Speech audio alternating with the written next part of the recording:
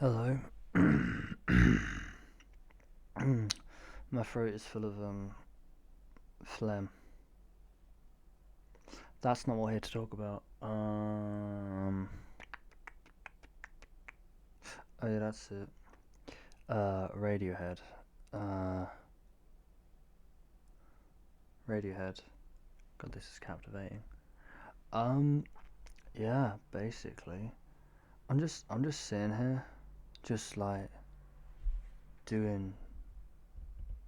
Probably should be sleeping because I have work tomorrow, but instead, I felt like reviewing Radiohead. Know what I mean?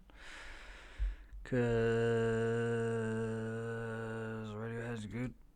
Know what I'm saying? Know what I'm saying? Anyway, well, I I don't know about like doing like top, tiering the albums and all that sort of stuff, or songs or whatever the fuck, cause like my my preferred album, that's the one, changes, like not often, but not rarely, or like not rare enough for it to be like, you know, oh, like 2 years later. No, actually, I probably could, to be honest. Don't see why not. All right, fuck it. So yeah, if I were to have a favorite album right now, I wouldn't. I don't really have a favorite album, but I guess instead could talk about my favorite songs. It's a good idea. I should plan out my videos more before. But I am literally doing this because, well, let's see. I just I've been trying to get out something explaining like my albums, and the thing is I'm a good procrastinator. I'm really good at procrastinating. Also, I'm not good at keeping on track. So yeah, I mean, first album to talk about for Radiohead would be Pablo Honey, because I mean, it's an album and it's by Radiohead. You know, might not represent Radiohead very well today, but it's an album by him. And I mean, I dig it. I dig it. Like some of the tracks are absolute shit. And that's just the way it is. Stop Whispering is whatever. Thinking About You is whatever. Basically, any of the acoustic ones are kind of whatever, really. Uh, and I mean, the ones like How Do You and Ripcord and Vegetable, and I think those ones are kind of like the ones that are like your kind of classic 90s grunge feel, where it's just like, yeah, we've got guitars and we got the fucking make them like so fucking like Nirvana-esque, oh, look at that, we're loud and shit. I don't fucking know, but that's kind of like those ones. And then you got the ones that are a bit more like, hey, you know what, that's different. It's kind of chill, but then it's not chill. It's chill. It's not chill. And of course, people were like, compare those to like Pixies and Nirvana in some ways, because Nirvana, I mean, Pixies did it a lot more, where they'd be quiet and then they'd be loud and then they'd be quiet and then they'd be loud, But like, I mean, You is a good opening track, and I hope they were proud of that one, because I think they really should have been. Like, if they weren't, then they should have been. Because I mean, that's a good track. It's a solid track. You can't you can't say no to it. You can't say it's a bad track. Any other track. I mean, Creep. No, you can't say that. You can't say Creep's a bad track. You can't. You could say Blowout is a bad track. Personally, I don't think it is. I think it's a very cool track, because it's probably the biggest sign of what's to come, which is Right on Cue being the closer. I mean, there's a little things in every other track that makes it like, ooh, that's kind of representative of what would be the Radiohead sound. But really, Blowout is the most experimental on the whole album, so that's why I think it's the most representative, I suppose. You know, anyone can play guitar. Dope kind of sounds going on. Johnny Greenwood doing what he do because it's Johnny Greenwood, and that's what he liked to do, and I do not blame him. You know, Johnny just do what he do, and then I don't know. Unfortunately, I think Johnny's took the reins for being the one that's, if something's experimental, it was probably Johnny. And if it was experimental but kind of didn't work, it might have been Tom. Because sometimes Tom can be a bit. I mean, I think that's thanks to his solo efforts. Also, no thanks to his solo efforts, because, I mean, I still love some of the stuff from his solo stuff, like Nose Grow Some More, The Eraser, most of The Eraser. I haven't really listened to all The Eraser because it's not that hooking with some of the tracks, but it's a nice songs. There's some really nice songs on it. Hearing Damage, I mean, that's not even on that album. It's just a single, but Hearing Damage is glorious. It's a glorious track, you know. If there's one thing you just can't say no to about Radiohead, is that they are really good at making you feel depressed, you know. I mean, even on Pablo Honey, you know, if you're in the right state of mind, you prove yourself, vegetable in ways vegetable prove yourself, and uh, I can't. Not really. I can't. Lurgy and no, not blowout. But for me, you know, you vegetable prove yourself and Lurgy, depending on my state of mind, could make me feel kind of like almost like when shit just hasn't been going right, and you know, it feels like, I guess to put it, the world's against you. And that's one way to put it. You know, and Prove Yourself is an oddly nice track in a way. You know, despite the fact that he's basically like, "I'm gonna kill myself." He cuts himself off at that bit, and then says, "Prove yourself." Instead of kill yourself, prove yourself. You know, because it's a lot more of a better mindset. It's a very uh, what's the word, like optimistic pessimism, but no, is it? Maybe it's a pessimistic optimism. It's neither. I'd say it's just like it's deciding to say no to those thoughts that come whenever they come, and instead of just letting them flood and taking control, you're just like no, no, no, no, no, no, no, no. I'm gonna prove myself. You know. So yeah, Pablo Honey, it's decent, you know, isn't it? It's decent. Like, I think everyone can kind of agree on that. And if you say it's a bad album, sure, sure. If you're comparing it to an album that's amazing, then yeah, I suppose you can say any album's bad at that point.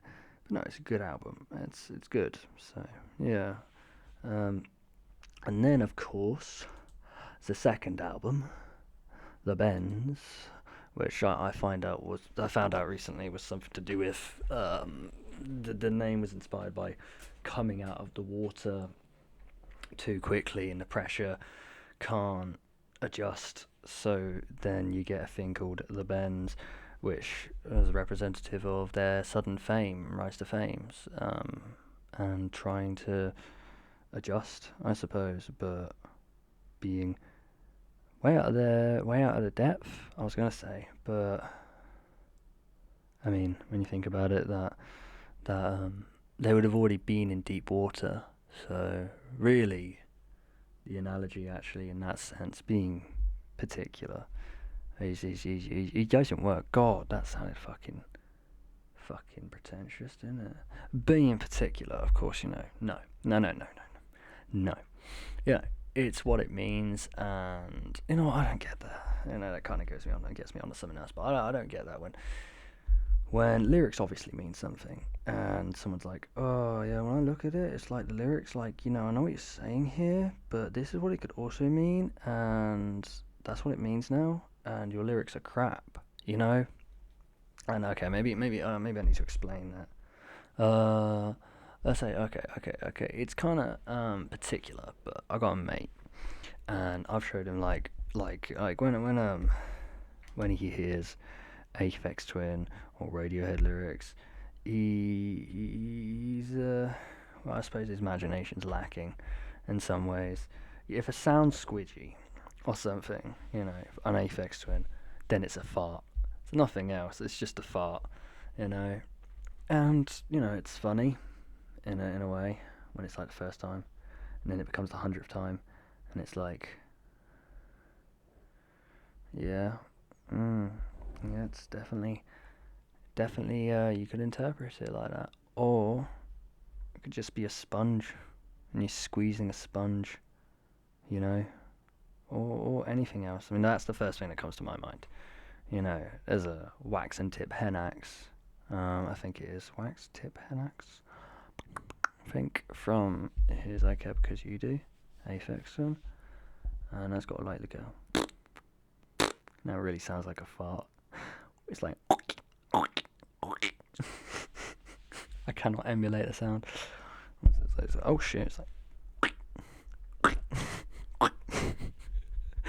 and then you got these lovely strings around. Da da da da da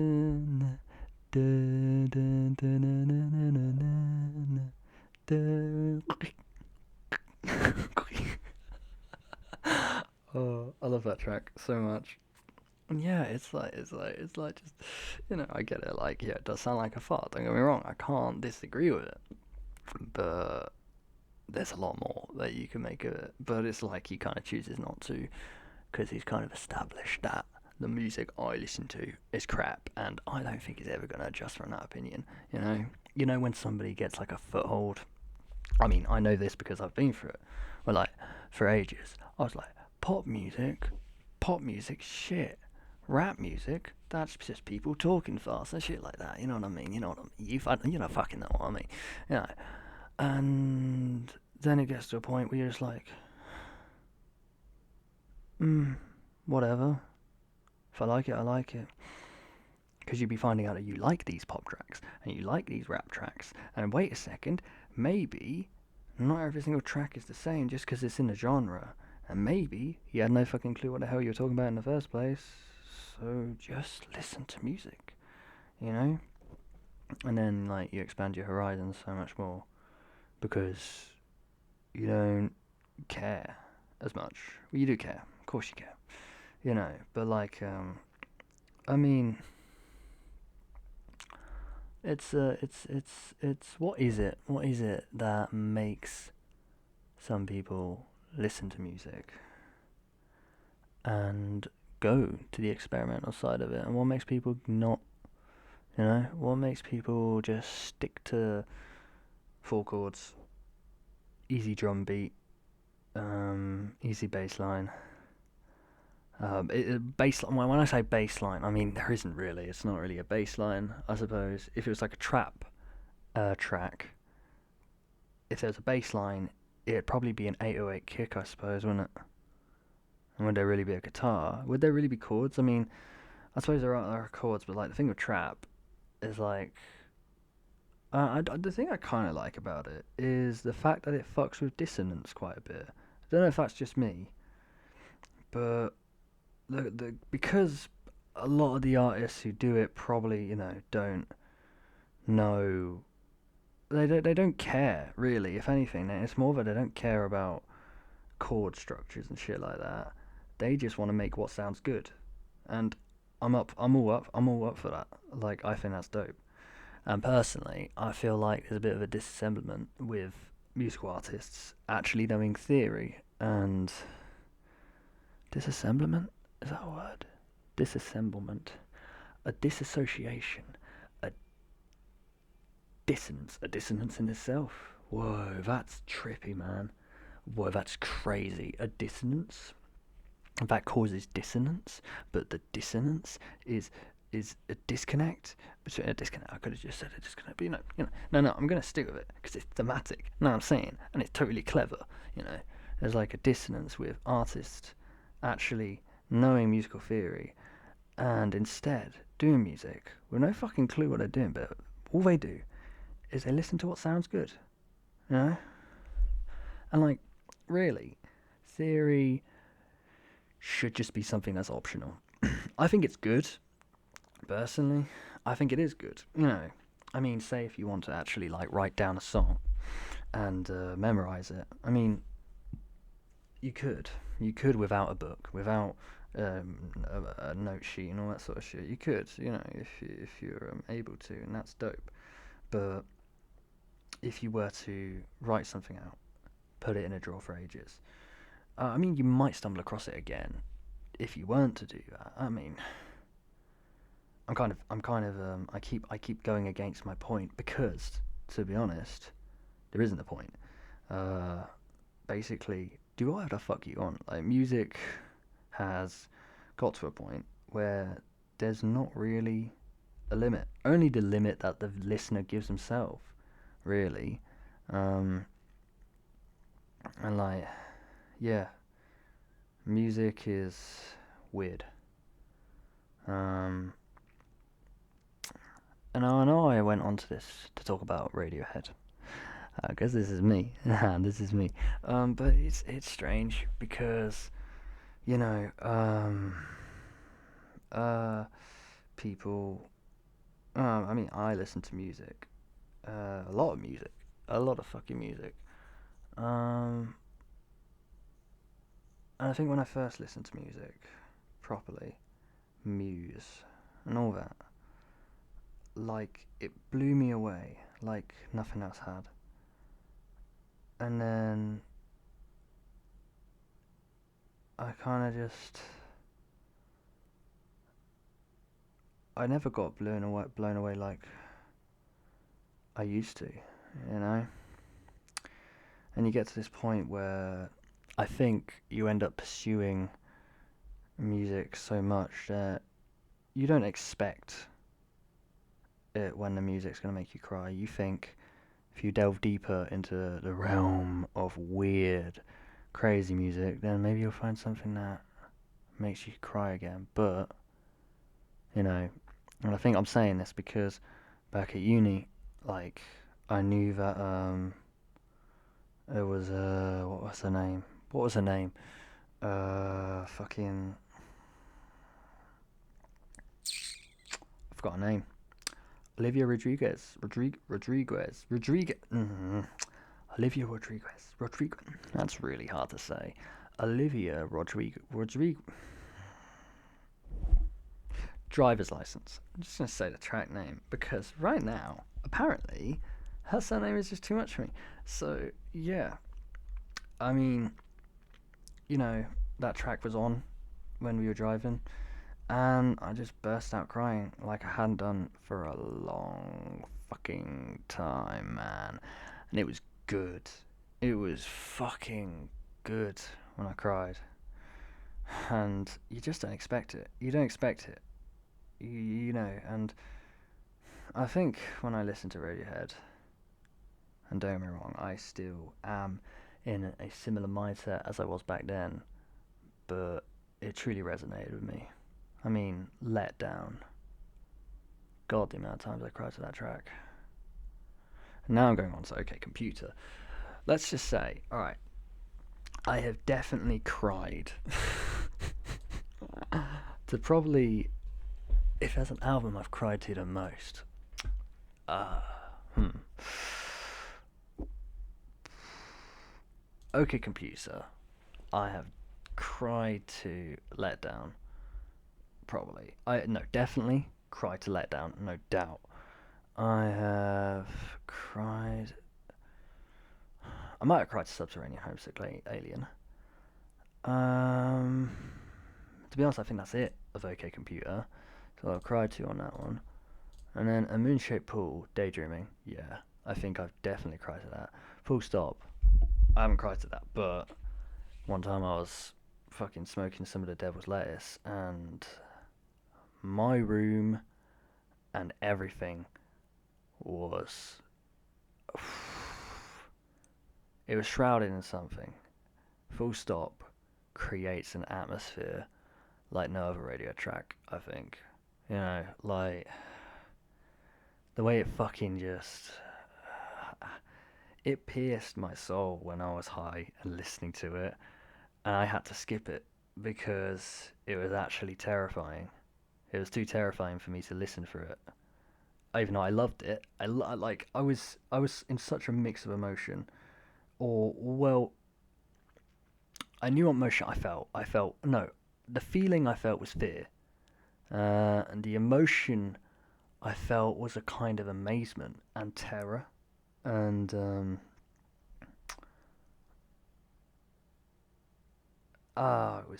it was quite awesome, you know. And I knew it was all in my control because I knew the skip button was right in front of me. And I think I got to about 3 minutes, so halfway through about. But Jesus Christ, honestly, it's something that I mean, I'm gonna say some people won't understand because I've got a mate who I know wouldn't understand.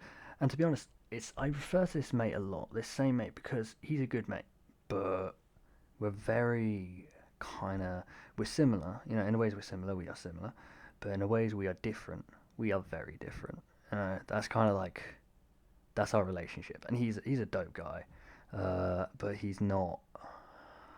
He seems quite anti-drug, you know, and anytime I'm like, oh, I'm gonna get home, like, God, it would just be like, I'll be like, shut the fuck up, man, shut the fuck up, you know.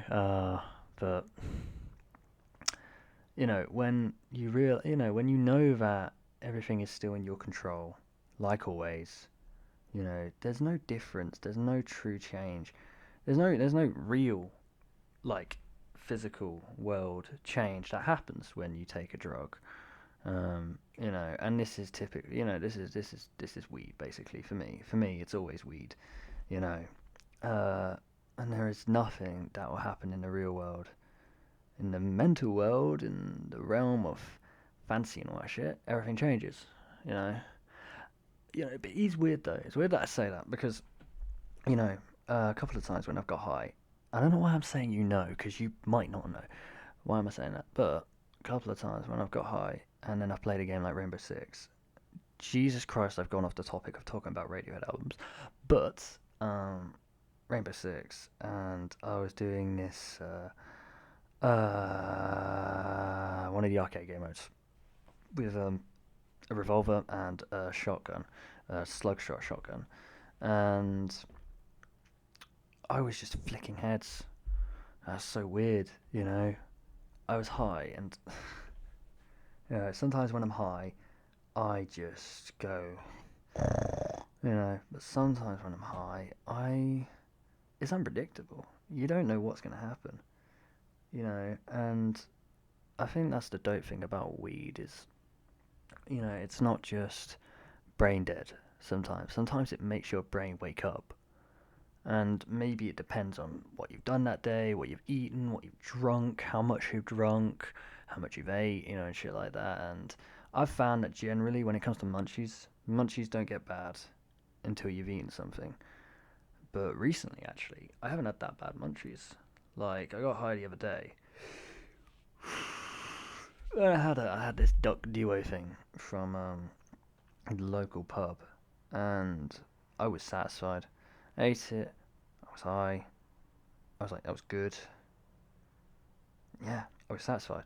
I didn't need anything else. I didn't need anything more. You know, munchies is a weird thing. Tell you what, I mean, munchies are. If you haven't smoked that much, munchies aren't great. To be honest, you just want to eat. That's cool and all, eat because it is still nice.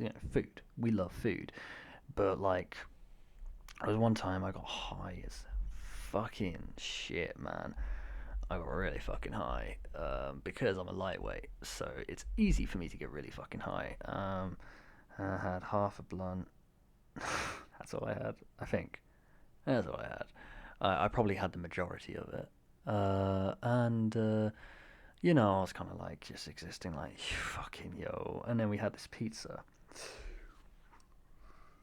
And, instead of eating it, I'd just put it in my mouth. And the flavour of the pizza was so powerful. And I just had it in my mouth, and I was just like, I don't need to eat this. I'm gonna let it sit on my taste buds, because this tastes so fucking good, you know. And it was Hawaiian, you know, pineapple pizza. I love pineapple pizza because I think the flavors are best. They are the best flavors on a pizza. I had a pizza earlier. Oh my god, I didn't finish my pizza. I had a pizza earlier today, and it was a meaty one, and I enjoyed it. But honestly, Hawaiian is the best pizza. That's just the way it is. Anyway, I gotta go to bed because yeah, I have work tomorrow. I'm tired. I mean, I'm a little bit tired. Oh, it's such a bitch because you know I try and get into a sleeping schedule where I sleep sensibly, and then it just decides, nah. My body just decides, nah, I'ma stay awake, son. And yeah, yup, I am just awake until something in the morning, and it sucks because I'm just like, I go to bed and I'm just like, ugh, just fall asleep. Anyway, I don't know what I'm gonna title this video. I tell you what, I should just do these rambles more.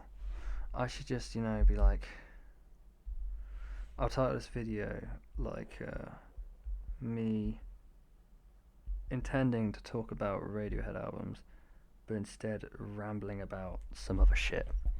So I'm gonna finish here because it's been about, yep, nearly half an hour. That's all. Oh yeah, that's the picture I selected for it.